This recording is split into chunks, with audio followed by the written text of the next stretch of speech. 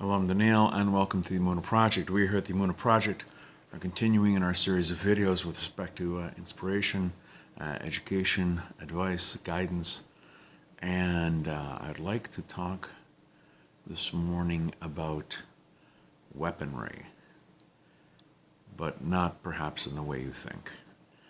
I want to talk about swords and arrows. A sword is sharp. It can do a lot of damage when used properly. Same thing with an arrow.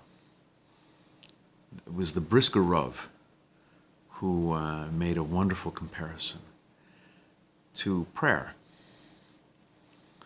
When we do the prayers, the formal prayers set out in a siddur, or when we're repeating psalms, things that have very holy origins, that's like a sword.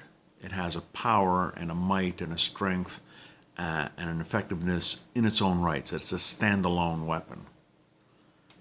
An arrow, on the other hand, the Brisker Rav says, that's more like personal prayer.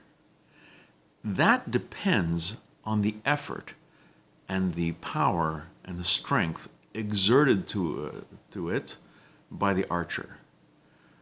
The more strength he puts into it, the more effective the arrow will be. Similarly, with personal prayer, with hisbodedus, when you personally make entreaties to God, and you're speaking to God on your own, not a formal prayer, not a psalm, but you're speaking in your own words, that is also effective. But that depends on the requisite spiritual intent, the kavana.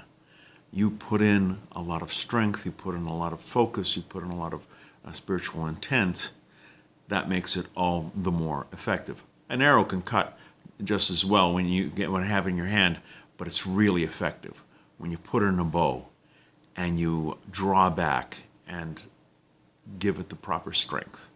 That's when an arrow is really an arrow. Similarly, a personal prayer, while you may not think it's on the level of the poetry of King David and the Psalms, it can be very, very powerful. And unlike a sword, it can achieve great distance and can pierce through things that a sword can't.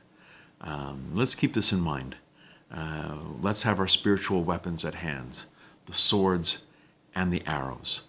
And let's use them skillfully and in the service of the Creator.